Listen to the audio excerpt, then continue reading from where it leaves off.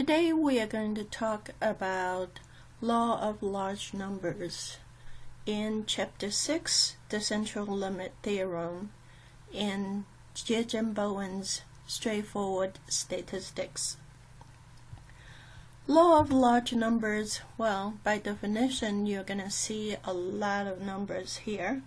This Excel looks very complicated, but if you know what is going on, it's manageable.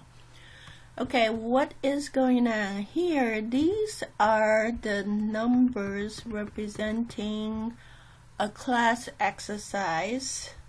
Appear in first in page 186 in the book, and the assignment is have each student toss 10 coins at a time and record the number of heads they get for each trial.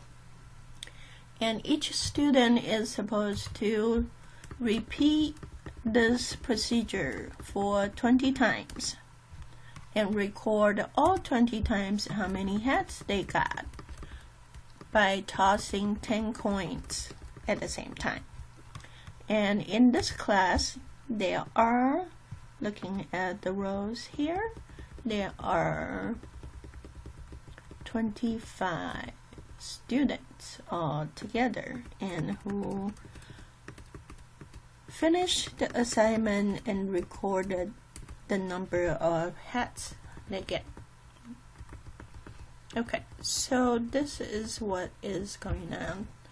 And so for each individual trial, as you can see all the number differences here, we can see some trial you only got 2 heads, some trial student got 9 heads, and let's see if we see any more extreme. Oh, there's 1 here. But most number you see a lot of 5s, 6, 7, 4s. So the numbers are actually everywhere. Oh, we got some 10s here. So in some of the trials, student got 10 heads. That's pretty good. Okay, very unusual observation, but it happens sometimes. Alright, so let's take a look of what's going on. By looking at this individual trial, this is 20 trial times 25 students. You actually have 500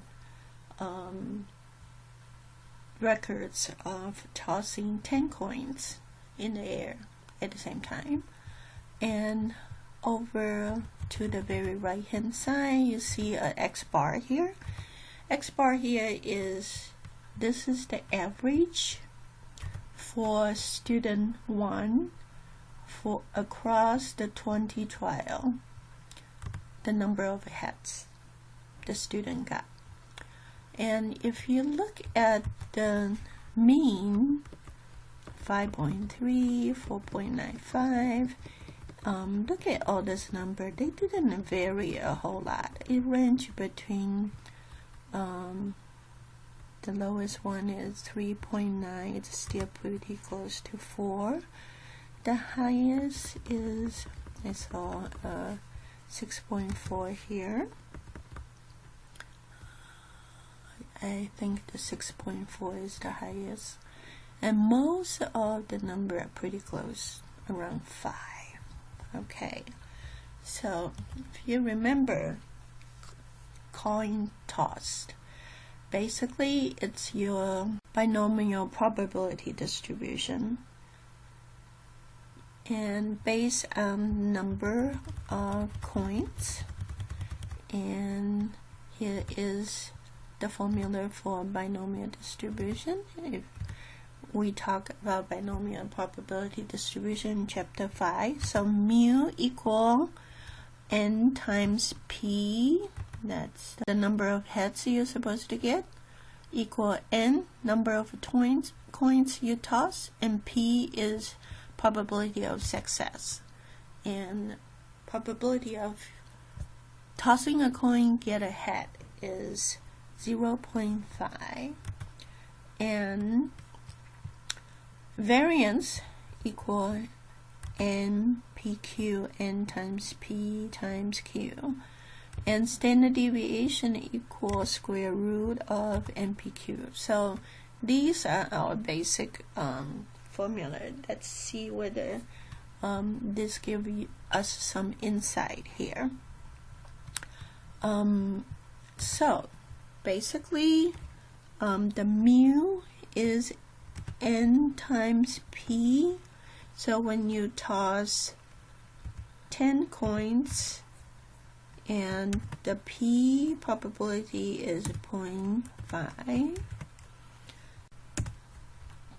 Okay, and variance equal 10 times 0.5 is P, and times Q also 0.5. And the variance is 2.5.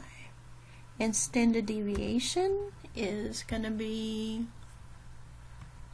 the value of variance, take a square root, and in Excel take a square root is power 0.5.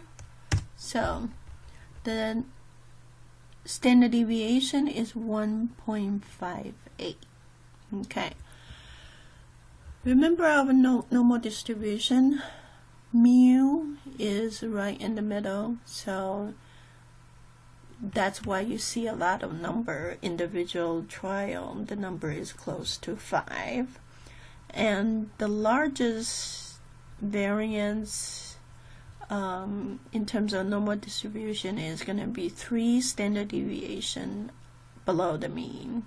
That's the spread, and then on the other side would be 3 standard deviation above the mean. And if you use this standard deviation, and that's, just see if that makes sense or not, standard deviation times 3, so that gives you a 4.74. So basically it tells you your spread of number is likely to be from 0.3 all the way to 9.74. And that is the reason you see we have number from 1 to 10. So roughly it fits our normal distribution idea. Now, that explains the individual trials in terms of their outcome, the spread between 1 to 10. And let's take a look of the mean. The mean spread is not that large. And why is it that's the case? Because this is the mean of 20 trials.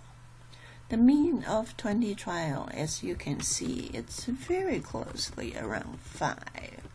So the mean of all this sample mean is still the mu. So the mu stays at 5. However, as you can see, the standard deviation of all these means are not our original 1.58.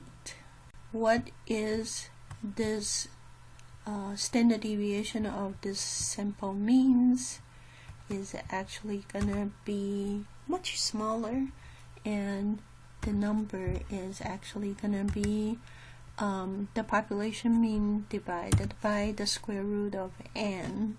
The square root of n is the number of observation here. It turned out to be 20. However, it's a square root, so we need to square root the 20. Okay, so let's take a look. The standard deviation for all this sample mean is actually 0.355. Okay, so let's take a look, see if it makes sense. If we think about normal distribution, your mu is gonna be right in the middle, and you will have the spread is usually from 3 standard deviation below the mean, -3 sigma, to 3 standard deviation above the mean, +3 sigma. So we're just going to do sigma times 3.